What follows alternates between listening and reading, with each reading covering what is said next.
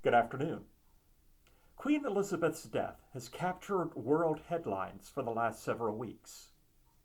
Now, you would expect the death of the monarch to be big news for the citizens of the United Kingdom. But people from nations all around the world have been deeply touched by her death. And why is that? After all, we here in the United States fought a revolution to get out from under the crown that she wore. And it's not like the royal family actually does anything. They have no real power. So why does her death matter? Why does the monarchy itself matter? Well, I got a hint for an answer to that question from The Crown. That's a historically based series on Netflix about the reign of Queen Elizabeth. At one point, when she is confronting the Prime Minister, she talked about what she called the dignified and the efficient. The dignified is the monarchy, the pomp and the ceremony, the history and the tradition of the crown. And the efficient is the government that gets down in the trenches to do the actual work of running the country. She told her Prime Minister that the nation needs both the dignified and the efficient. And it's important that to trust each other and work together. Now, here in the United States, we certainly have the efficient part of the equation. We have a government, although I guess we can debate on how efficient it actually is. But what about the dignified? We, of course, have no king or queen, and the office of the president doesn't quite come up to the task. Perhaps for us, the dignified is more like our Constitution or the flag, things that draw our attention to the heart of our nation.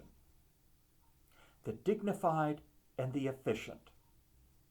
This is similar to what I recently heard in a radio interview with an author who wrote a book about ritual.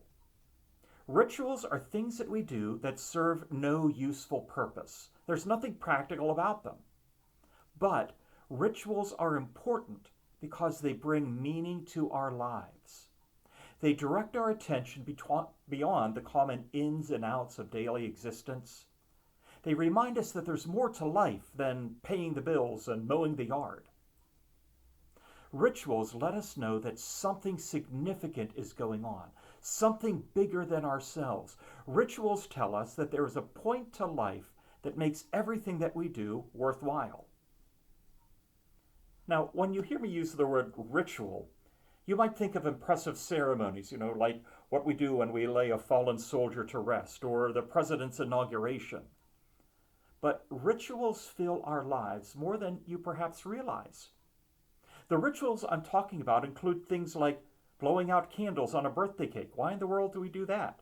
Or dressing up in costumes to go trick-or-treating, or wearing your team jersey on game day. Whether they are solemn or light-hearted, rituals lift us beyond ourselves to something bigger than us. Church, of course, is full of rituals. Our church has many events that have no real practical purpose, but they're important because they fill our lives with meaning. The rituals that we have at church remind us that there is more to being human than what meets the eye. They remind us of the presence of God who holds all things together and who loves us more deeply than we can imagine. Rituals remind us that we're part of the community of God's faithful and that there is a deep bond that unites us to each other. Now, at times, in church, we forget the meaning of our rituals. We simply go through the motions when we share communion or recite prayers. And when this happens, the ritual truly is useless. It has no practical purpose, but it also has no meaning. And when this happens, we either need to remind each other of the reason behind what we are doing, help us recognize the meaning that the ritual serves, or we can ask ourselves if maybe we ought to quit doing that ritual in the first place. The King James Version of the Bible translate Proverbs 29:18 to read, "Where there is no vision, the people perish." That vision, that meaning, that deeper purpose in life, that is what we engage in rituals for, and that is much of what we do as a church. In a world that focuses so much on what is practical and productive, it's good for us to remember that life is so much more than this. And it's important to seek the things that bring meaning into our lives. In the midst of all the efficient in our world, let's look for the dignified. Would you pray with me, please? Lord God, on the one hand, we are grateful that you have made us to be productive, practical, efficient people, that we're able to mirror your creative energy through the work that we do. But we thank you also, Lord, for the meaning, the deeper purpose for life that we have that goes beyond the practical measures.